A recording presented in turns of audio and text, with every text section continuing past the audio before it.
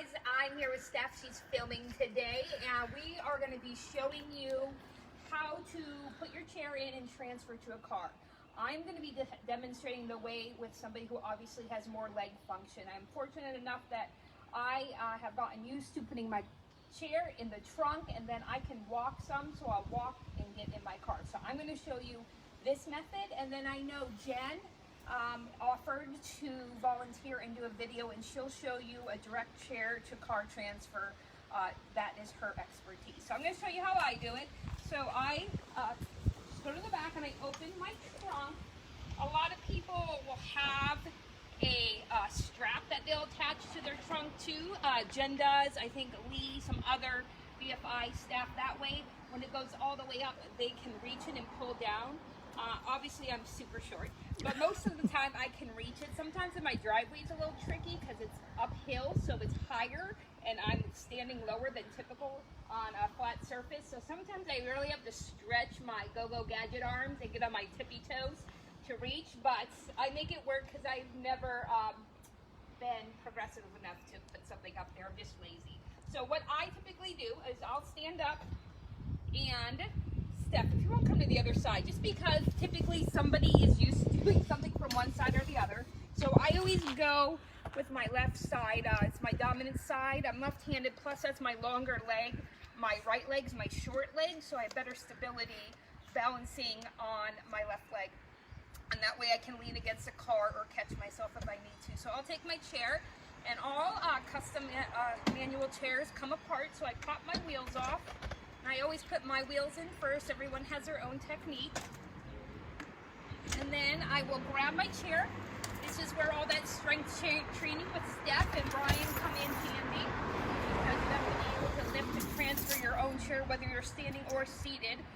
The other staff have to be able to do it as well, to put it in their car. So then I am able to walk some, so I'll go over to my car. And then I transfer in, and what also we're going to show you here is hand controls and my handy dandy booster seat, because I am miniature. I used to sit and tried out Kate's booster seat when she was a kid one time, and it wasn't quite high enough. But I was very happy that my butt fit in it, so that was exciting. But these are hand controls, and this allows me to be able to drive because I am too short to reach the gas and brake pedal, and I'll get in and show you.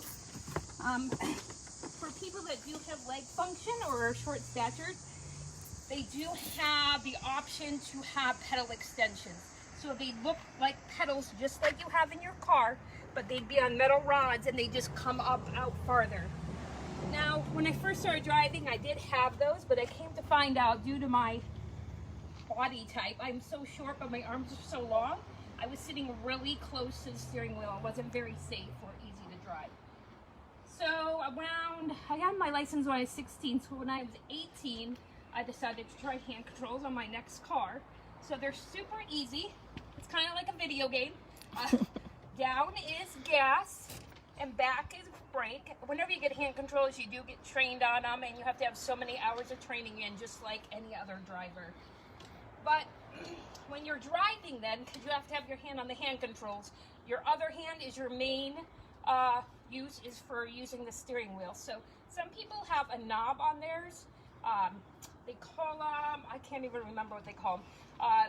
I know that a couple of the other staff have them. They used to be called suicide knobs way back in the day before they were made into a piece of adaptive equipment. They're called spinner knobs, that's what they are. And I can share one with you in the post below. I'll find a picture, but that makes it easier to turn, but I'm able to, I have good arm mobility, so I'm able to just drive with one hand mostly. I'll use my thumb as I'm pressing down on the gas.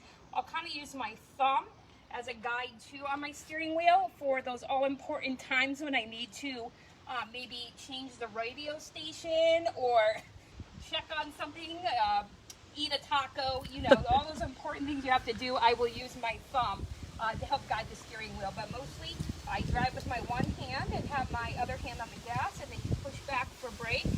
And it's a simple but very effective adaptive equipment that allows people with disabilities, and especially people with paralysis, to be able to remain independent and drive their own cars. So if you have any questions on obviously leave them in the comments below, and we'll make sure that we have some of our other staff that use wheelchairs as well share their videos and their tips and tricks to transferring into a car from a wheelchair. Thanks, guys.